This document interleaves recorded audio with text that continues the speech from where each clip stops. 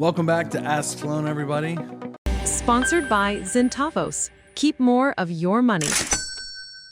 Welcome back, everybody. I'm sitting here with Juan and Juan. Yes, Juan and Juan. Two for Juan. Call it 11. Yeah, number one. Really good friends of mine. Lending, banking. It's going to be a great show. What we want to help you understand is, who is your banker? It's very important. This is a tough relationship. Okay, I just started a business yesterday, right? And I want to borrow some money to start my business, right? I go to a banker, right? That's where I go get, that's what bankers do, right? They give people money. Is that how that works? Tell us, what do bankers do? Man, so bankers, essentially, we provide advice and solutions to make, facilitate the way small business clients, owners run their business, right? The banks provide a bunch of solutions, to facilitate, to streamline the business, the way money comes into their accounts, how money goes out to their suppliers and vendors, and help them grow at the end of the day, right? Not necessarily just, lending. There's a lot of things that we do, but I think at the end of the day also is advice and guidance. That's what I would do. That's so I love that. So you definitely hit the head on value. Okay, go to your banker for good quality advice and guidance in that world, right? And then but then you went back to what does a banker do, right? So the first thing a banker does is transactions, right? Right. How do I get paid? Yeah, we have a conversation regarding cash flow, how money flows in, how money goes out. Yeah. How do you do it, and give you advice on things or banking products that could help you along the process. And so, why do I need a bank for transactions? I mean, nowadays in 2026, it's all digital, right? Sure, but I still need a bank though, right? Can I do those transactions by myself? What if I just did business in Bitcoin? Does that work out for me? Depending on what industry you're on, there are some people that do it with just being. Most businesses, they will need a bank. They will need a banker, someone to go to for advice, not just account opening. It all depends because there's different levels of business clients, right? You mentioned startup. Yeah, a startup will normally be at a level I just started, man. That would be retail bank, what they call retail bank level, where you will work with someone at the branch. When you talk about a banker, normally you talk about a higher level business where you have a dedicated banker that works with you. You'll get assigned to a portfolio or you get managed by someone like Juan. He's a business dedicated relationship manager. He has your relationship assigned. And at that point, you normally become his client, his go-to for everything with that banking relationship. So I love that you said that, okay? And I got to tell you, y'all, Juan is my banker, okay? And I love it, okay? And I haven't had a banker like Juan in 20 years. Oh, okay? man, thank you. No, I'm serious. No, it's true. Cheers. And I'm a chief financial officer. You want to cheers? Cheers. Cheers. Oh, man, you gave up what's in the cup. Right. Hey, by the way, there's something special in the cup. So if you want to play the game, go ahead and let us know in the comments what you think it is. But cheers. But no, it's very true. I'm not trying to shine your shoes, bro. Look, I've been a chief financial officer for 20 years, okay? I've built relationships at all the banks here in Houston.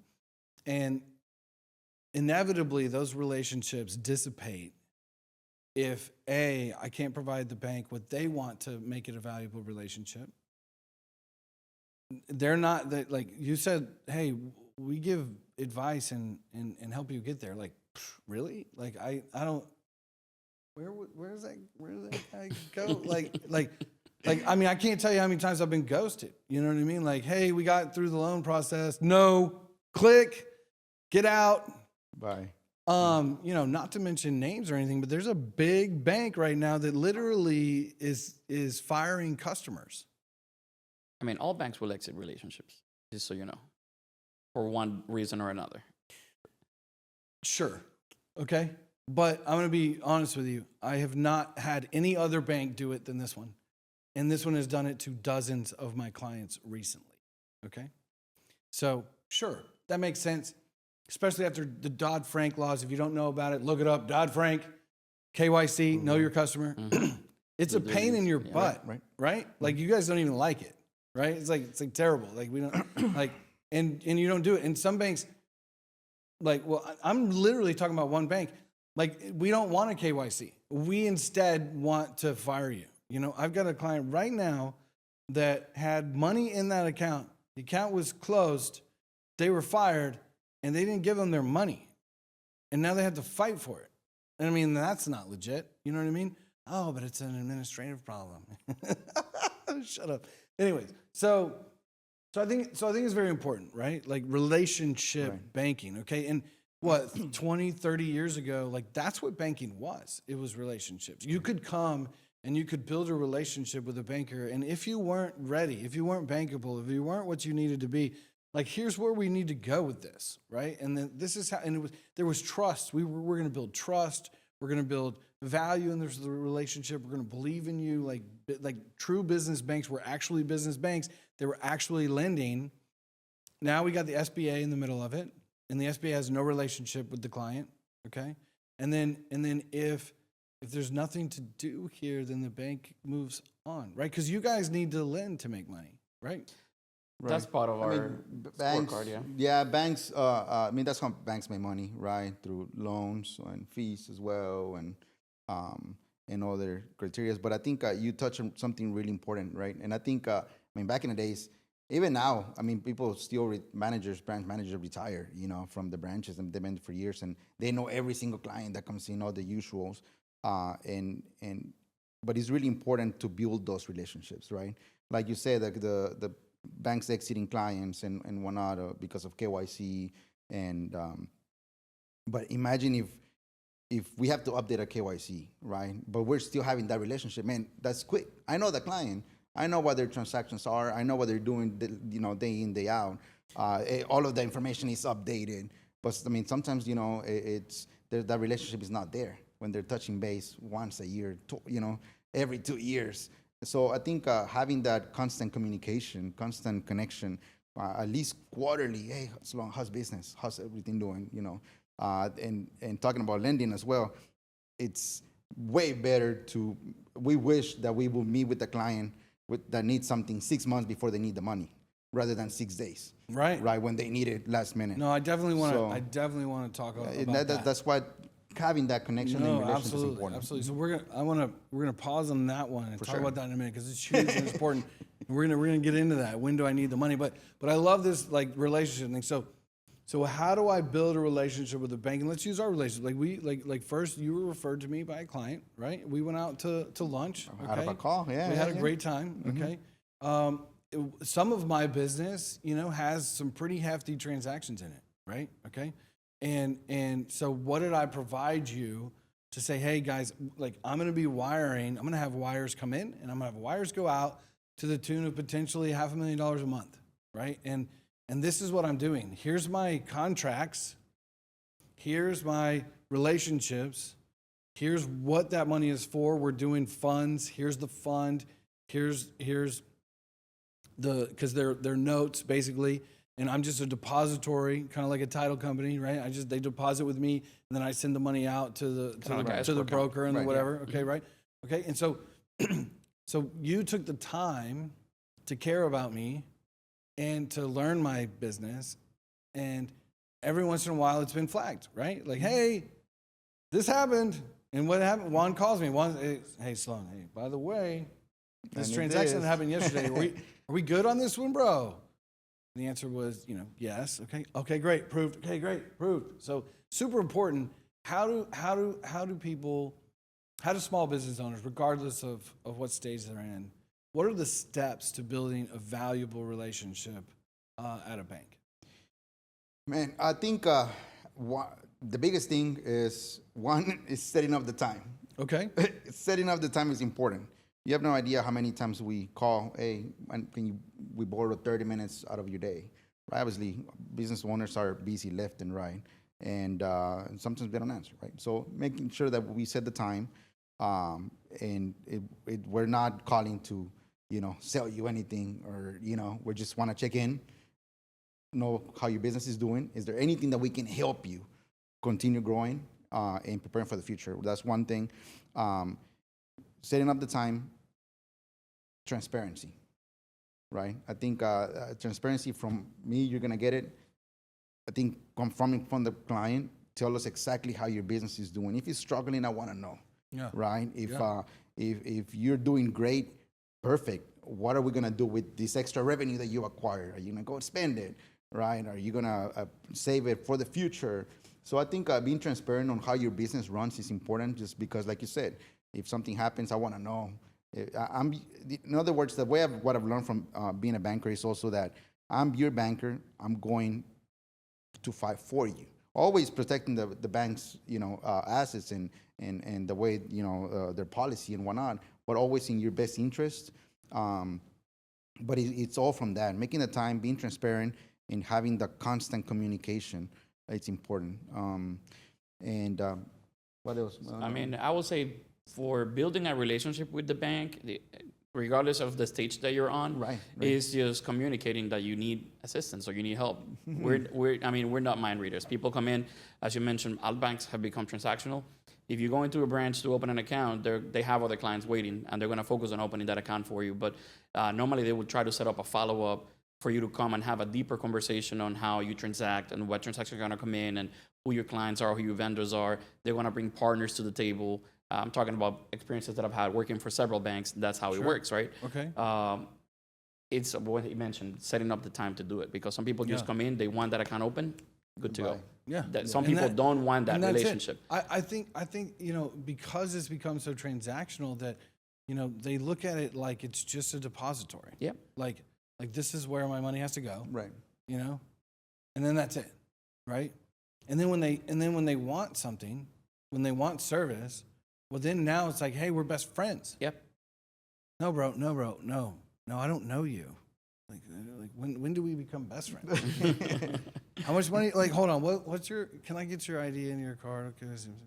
Right. Oh, you got $3 in the account. That's great. No, we're not best friends, bro. No, we're not. Where else do you bank? Right? Yeah. Hey, am I missing something here? So, but I think that's huge. Okay, great. So step number one, ladies and gentlemen, is you need to take your banking relationship serious. Yes. Okay. And you need to go in and spend some time with your banker. Hey, set up some calls. Like, go in and talk to them about your business. Let them know what's up. Ask them, hey, because here's the next question. What services can you, forget about lending for a minute. We're going to get into lending. And everybody knows, okay, checking account, lending, okay, right? But what other services should, the advice and stuff, what can I get out of the relationship with the bank that I don't know about, that I don't understand, that I'm missing, that nobody told me? Can I take that one? Go ahead. Well, most people don't know this, right? They walk in and they just want a checking account, as you mentioned, for money to come in. That's it. They don't have any idea of what the bank offers as far as merchant services, treasury management, payroll services. They have partners that can help you with all that. It's just asking the question. Again, I'll put it back on whoever comes in. Of course, whoever is opening their account should have that conversation. But when you go through 10, 20 clients a day, sometimes it's hard for you to have that top of mind. So I put it on both the employee and the person opening the account. But it's what you're trying to get out of that relationship. Just asking the question, what do you guys offer? How can you help me? Because I've seen people that they know they have a checking account and they need money to come in. And the way they're going to do it is by taking credit cards. Instead of asking their banker right then and there, you guys process merchant services, or the banker mentioning, that we process merchant services because they didn't have the partner available. They go and get it from a third-party vendor where they get jacked up with a contract, where they get high percentages, and they end up getting, a losing battle. At that time, whenever someone like Juan or myself reaches out to them, like, hey, can we review your merchant statement? You don't have the time to do it. Why? Because your business is booming. You're slammed with clients. You don't have time to go sit down at a bank. It's having that, doing their due diligence as well of what you're trying to get out of that bank, because each bank is also different. I'll give you an example. There's banks out there that will give you a credit card for a business just based on your personal credit and stated income. Okay. Easily $50, $60, $70, $100,000 based on your stated income or projected revenue. There's banks out there that if you don't have established business for more than 2 years, if you don't have X amount of money in deposits, they will not even give you the time of day. Right. So it's doing your due diligence, asking the banker, hey, what are your requirements for me to get a business credit card?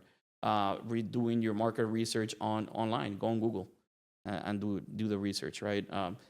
I'm talking based on experience because I am also, aside from a banker, I'm also a business owner. Yeah. And getting funding at the beginning, just like everyone else, It's impossible. It's not impossible. It's just, again, doing the research because that's what I did. I did my due diligence. I found who was going to give it to me, and I did it. Yeah. As a banker, though, knowing that, I've actually told my clients, unfortunately, that's not something that my particular bank will have an appetite for. Go to X, Y, and Z, right? Yeah. It all depends on what they're trying to accomplish. But it's getting resources and someone that's knowledgeable, that has been in the industry and business and knows what they can provide, right? So I love it. I love the stack. Let's start with merchant services. Why do I go to my banker for merchant services instead of Stripe? Same reason as I mentioned before, it's pricing. Pricing. Yeah. Okay, so I'm going to get better pricing for my merchant services with a bank versus Stripe or Square or Toast or Shopify. It depends on what you were going to process. Okay. We have a merchant partner that will get into more detail of pricing, but we can play with pricing, right? Okay. There is that set marketplace pricing, or you could get interchange, which is a lower rate based on the volume that you're going to process. Sure. So if you're going to be very transaction heavy, there's ways that we can play with it. So when you go to Stripe, when you go to Square, it's what it is. Take it or leave it. Gotcha. That's what it is. So they don't care about how much you're going to process because, again, they're set prices. And what about, because so much business is done online now, right? And that's what Stripe is all about. It's like, hey, we process on your website, right? Is my bank merchant services going to be able to help me process my website, or do I have to get? We have integration. We have integration through authorize.net, where we could link up through the back of the website and process through us. Regardless, I mean, there's websites that they only allow you to use. Like, to give you an example, Shopify. Right. You gotta use. You have to use Shopify. You have to use Shopify merchant service. Like, unless you won't be able to set up your shop with Shopify. Yeah, Amazon's a different model. But what about like House Call Pro? What about like the CRMs out there? There are CRMs that we can integrate to. Some of them we cannot. Gotcha. So same thing. If you're going to have a CRM, that is honestly a tough one. I've run into that situation quite a bit, especially with dentists and doctors and veterinarian services, where they have a CRM. It's mainly in the medical industry. It's all built that is all built, or franchises, like service provider, like window cleaning services, or whether it's a franchise, or to give you an example, gutter companies, window companies, that they're franchises, and they have a CRM already built in, and they don't have a choice. They don't have a choice. Yeah. But if I have a choice, then it's a good choice based on my ability to have a relationship and better pricing. Yes, 100%. Of course, because the more services you have with the bank, of course, the bank is going to look at you in a different lens, right? Not saying that you're required to have bank services for you to become lendable or whatnot, or have a relationship with the bank, but it matters. It matters, yes. There's more value there. There's more value, There's more money coming through. Exactly. So there's more trust. There's more all of those things, yes, right? Because we're doing more business, exactly. Right? We're becoming best friends, yes. right? Okay. There we go. What is treasury management? What on earth is that? Like, is the checking account's not good enough? Like what? So treasury management services. It's think of it like how streamline or make you managing your account better, right? I mean, I don't know if that's a good explanation, but better account management. Better account management, right? Okay. So it emphasizes fraud. But all I do is I go on my little mobile app and I open my bank account and I look at my balance. Right. What is there to manage? So let me ask you, let's think about it like this. So as a small business owner, let's say or talk about a doctor. You got to automatic debit your clients on a monthly basis or whatever. How do you do that?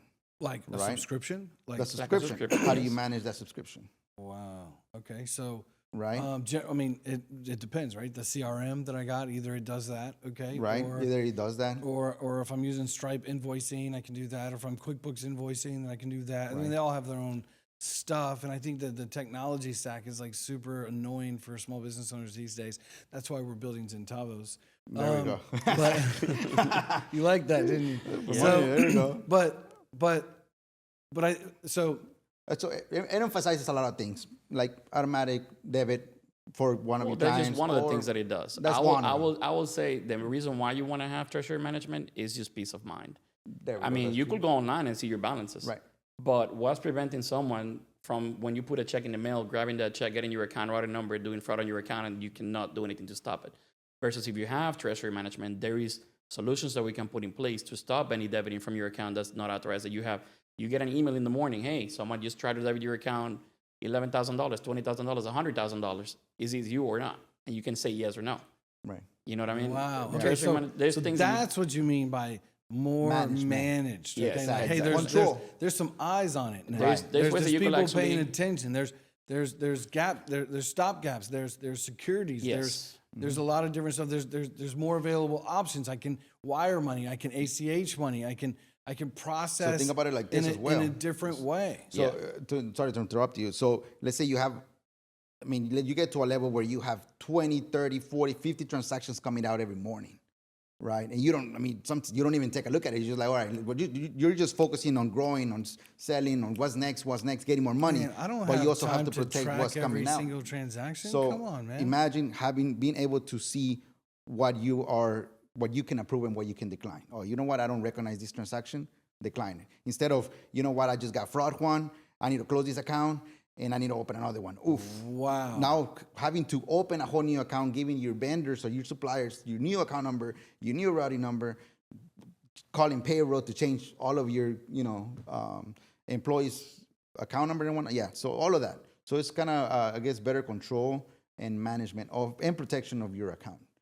So that comes into place. Obviously, as you continue growing and upscaling in your business, that's a conversation, when you kind of have it. But if you're starting, when am I ready for treasury management? What level of transactions or what level of volume? Like at what point do I need to be like, hey, that's something I would need say to look right from into? the get-go, you are ready for some treasury management level tools, like especially the reverse positive pay, or ACH positive pay, which is, again, any ACH transactions. You set up parameters like if this company can only withdraw X amount of money, no more than that, if not, decline it, things like that. Even at starting level, it's something that you could automate. Peace of mind. Sure. It's of your mind. No one can debit my account outside these parameters, right? And there is a ton of fraud. There's a lot of going fraud. on. We see it on a daily basis. That's something that we deal with on a daily People are basis. just they're sending invoices. They're ghost companies. They're phishing. They're all this. They get a couple of little things and boom, they know your numbers, and all of a sudden you have some ACH that went. Wow. So treasury management helps us with that. And 100%. at that point you can flag something and then you get it back, and so there's a lot involved in that. Exactly. So that's huge. Okay. Yes. So that's what treasury management is. 100%. And so I want to learn about it from the get-go. I might not need it right away, but if I want the level of security, it is vital for like immediate situation. Yes. Okay, cool. Well, we're getting close to the end here on episode 1. I like to, or part one, not episode 1. We're like episode 100 something. So part 1, but we want to leave everybody wisdom of the week. Okay, so from the banker's side, what is the most valuable piece of wisdom that you can give the audience when building a banking relationship? Make the time, reach out to your banker, right? If he or she doesn't reach out and tell him, hey, you know what? I need 30 minutes. I need 15 minutes of your time. I want some advice. Oof, man, Huge. That's essential. Huge. Ask Sloan, ask Juan. Ask Juan. Ask Hey. Juan. My advice is kind of the same thing, but just make it a priority to put it on your calendar. Because think about it like the dentist or a doctor. You always got to go see your physician Right. at least once, twice a year. Go see your banker at least once, twice a year. If so, at least at the bare minimum, right? Normally, if you get your want a strong physical. relationship, and you guys hit the name. So look, guys, you want a strong relationship with your bank, make a monthly visit, okay? And just talk about what's happening, what's going on. Talk about the future. Talk about plans. Talk about strategy. Ask for advice. Ask for pointers. Ask about service. Treat your relationship with the bank as a valuable thing that's important to you. Don't expect them to make that effort with you if you aren't making that effort with them. And that means quality time, okay? We all know what quality time is, okay? And so it's not about, hey, what can you do for me? It's about, hey, Juan, what's going on, man? What's happening? Oh, by the way, this is what we're doing. We're building centavos, okay? We're looking for small business owners that we can help. Hey, scratch my back, scratch your back. Like, I give Juan business, Juan gives me business. Like, we're partners. We're partners in business. That's what a real banking relationship is, okay? So So you heard it first. Take the time, okay? And you have to make that time. Go make it happen. Put it on your calendar. Get in front of your banker. Build a relationship. Take him to lunch. We have a good time in Papado. Man, yeah. That was the initial one. And all right, thanks everybody. Don't forget, guess what's in the cup. Have a great day. Cheers. Sponsored by Centavos. Keep more of your money.